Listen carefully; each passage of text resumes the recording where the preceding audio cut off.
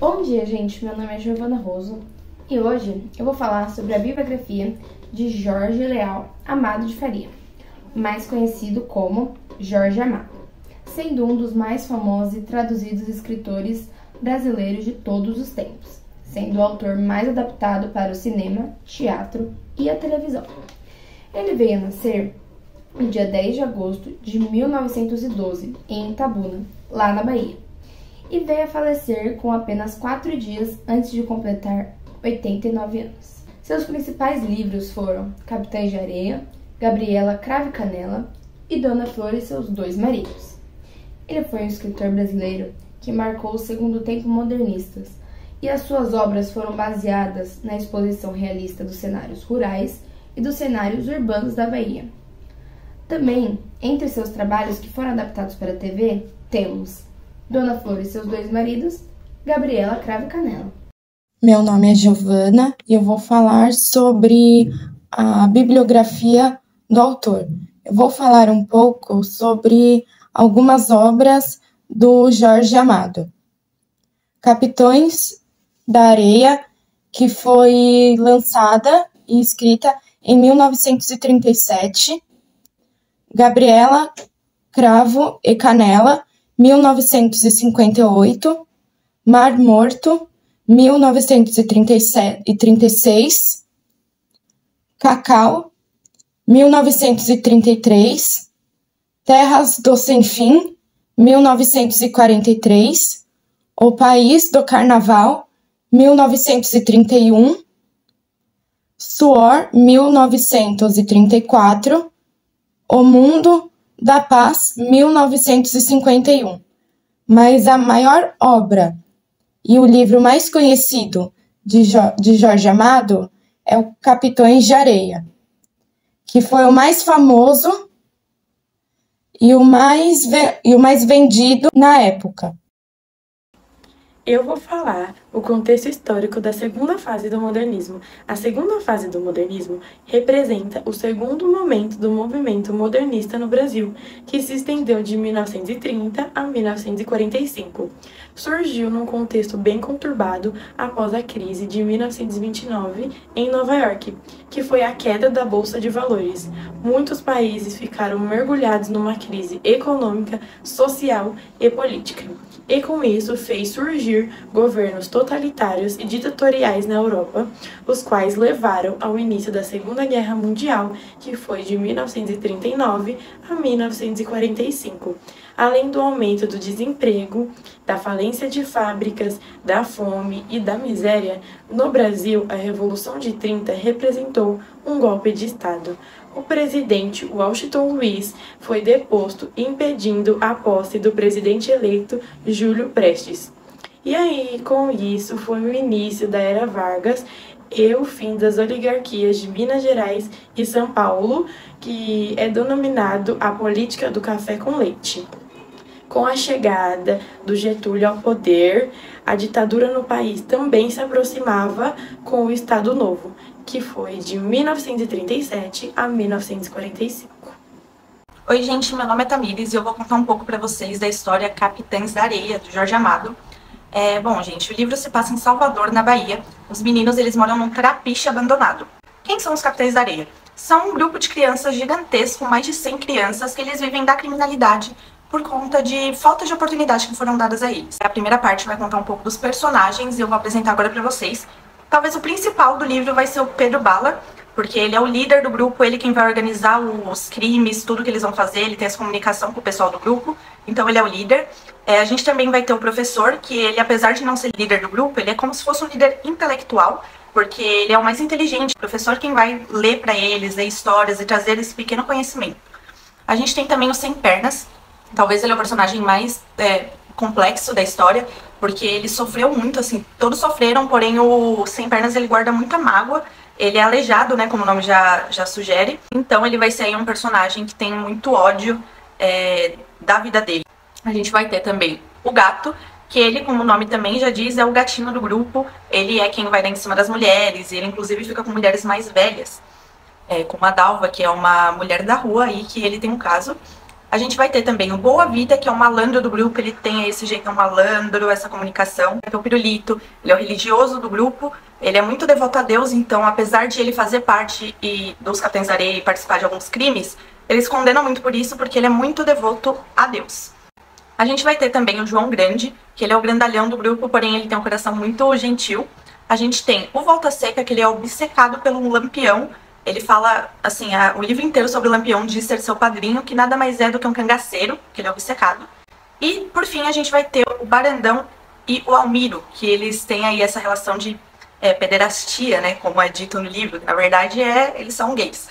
E aí é abordado também no livro. A gente vai ter a Dora, gente, uma personagem super complexa e super importante para a história, porque ela, na verdade, é a única menina dos Capitães da Areia. Ela entra posteriormente no livro, porém ela traz aí diversas facetas de uma personagem para os Capitães da Areia. O livro é dividido em 3 partes, como se fosse realmente começo, meio e fim. A primeira parte se chama Sob a Lua num Velho Trapiche Abandonado, que vai realmente apresentar os Capitães de Areia e esse pequeno resumo que eu já dei. A segunda parte, que é o meio, Noite da Grande Paz dos Seus Olhos, vai apresentar a Dora com diversas facetas para os Capitães da Areia. E por fim vai ter a terceira e última parte, que é Canção da Bahia, Canção da Liberdade, o nome, que vai apresentar o destino de cada um dos Capitães da Areia. Os principais adultos que aparecem são o padre João Pedro, que ele é um padre meio atípico na sociedade do qual eles vivem, porque ele defende muito os Capitães da Areia, porque ele teve uma infância assim bem parecida com a deles, então ele sempre tá lá defendendo para a igreja e para a sociedade os Capitães da Areia. A gente vai ter também o Querido de Deus, que é o professor de capoeira dos meninos. A gente tem também a Dona Ninha, que é a mãe de santo lá do terreiro, no qual aparece muito, né, terreiro de candomblé no livro. E por fim, de adulto, a gente também tem a Dalva, que é o par romântico do gato. Pontos importantes aí da primeira parte do livro. A cena do carrossel, que eu vou explicar agora pra vocês. Um senhor, que ele era o antigo dono de um parque de diversões, ele vai trazer pra cidade um carrossel, e aí ele pede pros Capitães da Areia pra eles divulgarem o carrossel. E assim eles o fazem, e a troca era que, se eles divulgassem bem e fosse um sucesso, eles ganhariam também ingressos pra brincarem, pra todos os Capitães de Areia brincarem no carrossel. É importante lembrar que nessa altura do livro a gente já lê nem percebendo que eles são crianças, que eles fazem das mais terríveis atrocidades, então você vai lendo e você não se liga que são crianças ali entre 8 e 14 anos. Eu vou ler agora um trecho pra vocês dessa parte, que é eles se divertindo e curtindo a infância deles no carrossel. Neste momento de música, eles sentiram-se donos da cidade, e amaram-se uns aos outros, se sentiram irmãos, porque eram todos eles sem carinho e sem conforto, e agora tinham carinho da música. Gente, eles são só crianças brincando no carrossel, eu acho essa parte genial.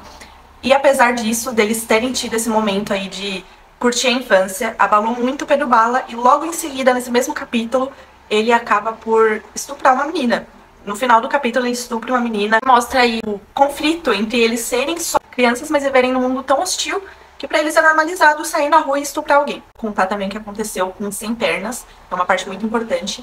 Ele, como eu disse, já é uma pessoa muito traumatizada, e ele tem esse jeitinho típico de assaltar aí o pessoal de Salvador, que ele vai na porta de cada um, e aí ele se faz de coitado, ele fala que ele não tem onde ir. Como ele é aleijado, as pessoas se comovem muito com a história dele, e aí dão um abrigo pra ele. Nessa estadia de abrigo, ele vê tudo de valioso que tem na casa das pessoas, conta tudo pros Capitães da Areia, e aí eles vão lá e assaltam o pessoal de Salvador. Numa dessas estadias, ele acabou se apegando com uma moça, porque é a Dona Esther.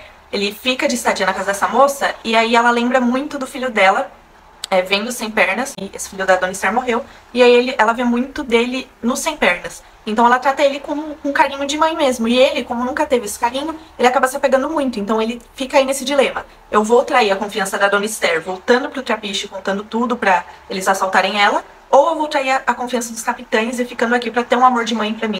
Ele escolhe os Capitães de Areia, e aí ele trai Dona Esther e fica aí com um abalo muito forte ao decorrer até o final desse capítulo, porque ele traiu alguém que realmente sentiu que gostava dele. Ao fim dessa primeira parte, um deles vai morrer, que é o Almiro, e ele morre de alastrim, ou seja, a varíola, que também é abordado na segunda parte do livro, já com a Dora e com os pais dela. Essa primeira parte vai ser realmente uma introdução aos Capitães de Areia, quem são eles e como eles cometem esses crimes. Acontece diversos crimes aí e até diálogos que mostram aí o abismo social no qual eles vivem. Agora vamos para a segunda parte, que vai introduzir a Dora, né? A Dora, essa primeira parte vai mostrar que a mãe dela vai ter morrido de varíola, porque vai ser um momento no livro que a varíola atingiu todos os moradores de Salvador. E aí a Dora, ela também perdeu o pai dela, mais nova, e ela tem um irmãozinho. E aí vai mostrar ela órfã, sem ter pra onde ir. Aí, como tá num cenário de varíola, ninguém quer dar abrigo pra Dora, porque tem uma varíola na cidade, eles não querem pegar a varíola. Então ela fica sem ter pra onde ir, realmente. Aí que ela avista aí o professor e o João Grande, e aí eles começam a conversar, ela conta a história dela, e aí o professor fala, vem cá comigo que eu vou te dar abrigo no trapiche. O professor leva ela pro trapiche, e de primeiro momento, assim, os capitães da areia vão ver ela como carne, literalmente, como um objeto sexual, e eles ficam, não, essa doida não vai ficar aqui com a gente não, ela é só uma mulher, ela não tem o que acrescentar. Mas aí o professor insiste, fala, não, ela vai ficar com a gente, ela não tem onde ir. E aí ela fala que ela consegue passar, cozinhar, ajudar eles em tudo quanto é possível. E aí que vai mostrar as diversas faces de Dora. Vai mostrar Dora mãe, Dora irmã, Dora noiva. Então a primeira parte vai ser os meninos vendo ela realmente como uma mãe. Ela ajudando eles a costurar as roupinhas, dando conselhos. Então todos vão começar a ver ela com essa figura materna, e não de um jeito maldoso como eles estavam vendo no começo. Aí o Perubala, ele tem esse carinho por ela, e ela também tem esse carinho muito forte por ele, porque ele deu abrigo também junto com o professor. E ele sente essa coisa por ela que ele nunca sentiu pelas mulheres que ele se relacionava. Ele sentia esse carinho muito forte, como se fosse de irmãos mesmo. E aí, ao decorrer dessa parte, vai desenvolver o amor de Perubala e da Dora. Também o professor, ele tem esse amor platônico por ela, porém nunca chega a acontecer nada entre os dois, só que mostra que a Dora é vista com diversas faces pelos capitães. Ao final dessa parte, vai mostrar a Dora e os capitães da areia indo fazer um roubo, e aí os policiais pegam eles nesse roubo, todos conseguem fugir, menos a Dora e o Perubala. O Perubala vai parar no reformatório, que é um lugar de jovens delinquentes, que os meninos, né, só feito para meninos, vão parar, só que lá é um lugar que, assim, não vai educar os capitães de areia, é realmente um lugar péssimo. Então o Perubala vai parar no reformatório e a Dora vai parar num orfanato. Nisso, o Perubala consegue fugir do reformatório, e aí quando eles estão indo para buscar a Dora no orfanato, a moça que tá cuidando dela lá fala assim, olha, ela tá muito doente, se vocês tirarem ela daqui, ela não vai resistir. Mas aí a Dora teima, fala, eu quero sair daqui, eu quero ir com eles. Lá eles se vão, conseguem fugir do orfanato, e aí os meninos chamam a Dona Ninha pra cuidar dela, pra rezar por ela. A Dora é muito doente, pede pro Perubala dormir com ela. Eles tiveram a noite de amor deles, e quando o Perubala acorda do lado de Dora, sua amada, que na verdade a essa altura do campeonato já é noiva, eles já estão aí num relacionamento a mais, ela está morta. Como um clássico aí romântico, ela morre, e aí Perubala fica sem chão. E assim, todos os capitães de areia sentem muito forte essa morte da Dora. Então fica todo mundo em luto e aí acabam por jogar o corpo dela no mar. A última parte do livro agora se chama Canção da Bahia, Canção da Liberdade, e vai retratar o que aconteceu com os capitães após a morte da Dora, porque eles não vão ficar para sempre aí nesse grupo. Então o primeiro que vai apresentar é o professor. Lá na primeira parte do livro vai ter um senhor que ele vai dar um cartão pro professor, porque o professor vai estar junto de Perubala pintando uma obra no meio da praça, assim, em Salvador. E aí o senhor vai se interessar muito pela arte do professor. Na hora o professor fala, não vou fazer nada com isso daqui, deixa eu deixar de lado. Só que aí esse cartãozinho volta depois, que o professor, após a morte da Dora, vai ligar e vai falar, olha, eu quero essa oportunidade. O professor vai virar um grande artista, que ele vai retratar meninos pobres e uma menina loira também em suas obras, ou seja, são a Dora e os Capitães da Areia. Então ele vai ficar famoso aí com as obras dos Capitães de Areia. Padre José Pedro vai ter sua própria paróquia e ele vai levar o Pirulito, aquele religioso, com ele para ser frade. Ou seja, o Pirulito vai ter saído do mundo do crime, junto com o professor também saiu do mundo do crime, e os dois vão conseguir seguir sua vida. Sem pernas, aquela pessoa traumatizada que eu expliquei pra vocês, ele vai se matar. Aí num roubo dos Capitães da Areia, ele não vai conseguir fugir, então os policiais vão chegar muito próximo dele, ainda mais por ele ser aleijado, ele não vai conseguir correr muito bem. Porém, ele prefere se matar do que dar o gosto dos policiais pegarem ele. Então vai ter ali um precipício, ele se joga, gospe na cara do policial e fala, não vou tirar esse gosto. Se matou. É muito importante frisar que nessa última parte é nítido como os personagens que são genuinamente ruins, né, eles se dão mal, e quem realmente teve essa bondade no coração, eles acabam se dando bem nos Capitães da Areia. O Volta a Ser, que ele encontra numa viagem que ele faz, o Lampião finalmente se encontra com seu padrinho e ele fala, posso fazer parte aí do seu cangaço? O Lampião deixa assim prontamente e aí ele passa a fazer parte do grupo do Lampião. Então ele se torna um dos mais foragidos e com pior fama aí na polícia, na delegacia, porque ele é realmente um cangaceiro. Ele mata mais de 60 pessoas aí em pouco tempo sendo cangaceiro. Então ele tem aí essa essência ruinzinha porque ele é apaixonado por um cara que é um matador. Por fim, a gente vai ter o gato, que ele vai se tornar cafetão.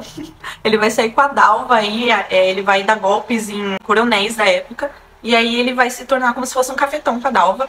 O Perubala, ele vai se tornar um grevista. O pai do Perubala, ele já tinha essa fama de fazer greves para os menos favorecidos. O Perubala vai tomar esse mesmo caminho. Quem se torna o líder dos Capitães de Areia é o Barandão, aquele que eu citei lá no começo. Então ele vai aí reger os Capitães de Areia, já entrando nesse lado mais militante. Por fim, a gente vai ter o Boa Vida, que ele vai seguir aí esse jeitinho de malandro dele e vai entrar aí numa confusãozinha ou outra, mas não segue um caminho tão drástico quanto alguns outros que são os ruins, né? O fim do João Grande, ele vai virar marinheiro. Então, como eu disse no começo, ele é uma pessoa de muito bom coração. Ele vai virar marinheiro lá, vai ir no navio. Então ele também consegue seguir a vida bem. E agora, no fim da história, o desfecho desse capítulo é muito bonito. Eu vou ler o trecho do final aqui pra vocês, que é gigantesco. Que diz: na emocionante despedida do Pedro Bala, todas as crianças do Trapiche gritavam o nome dele. Ele parece sentir voltas secas, sem pernas, gato, professor, pirulito, boa vida, João Grande e Dora por perto. Agora o destino de todos estava mudado. Então é isso, gente. Esse é o final da história dos Capitães de Areia. Vou passar agora para a próxima pessoa.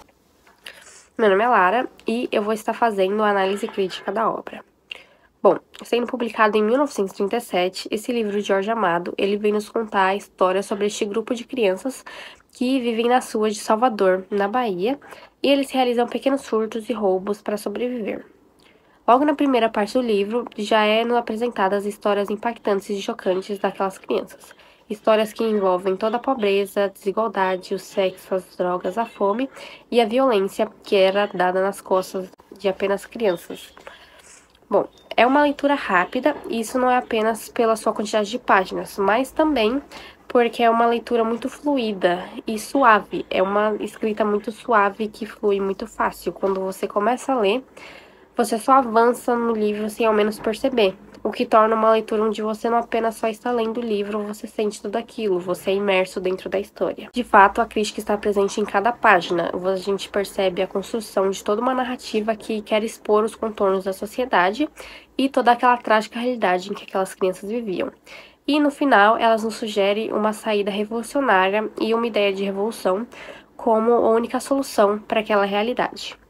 Durante a leitura, como eu falei, você é muito imerso na história e você se envolve profundamente com o personagem.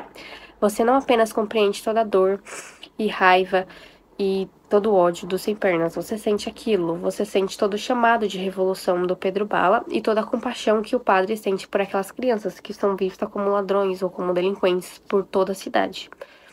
E, principalmente, você também sente a emoção dos raros e pequenos momentos do livro, como a cena do carrossel, em que elas se permitem ou conseguiram agir como apenas crianças, porque eram o que elas eram, crianças. E a obra acaba nos mostrando como os direitos mais básicos não eram e continuam não sendo garantidos pelo Estado. A proteção do Estado sobre essas crianças que vivem em situação de vulnerabilidade era e continua sendo, como eu falei, inexistente, tornando a leitura tão atual quanto na época em que o livro foi escrito. O livro traz duas importantes reflexões e extremamente impactantes. Uma delas com a frase: a liberdade que tinham era pouca coisa comparada à desgraça em que viviam, criando no leitor um pensamento sobre o que realmente é liberdade.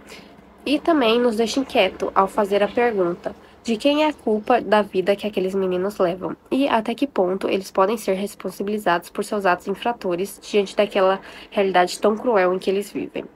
Por fim, Capitães de Areia nos traz a importante e extremamente relevante reflexão: se é possível ou não seguir caminhos distintos diante daqueles que a vida lhes apresentou. Garoto abandonado na Bahia, capitão de areia, é capitão de areia, é capitão.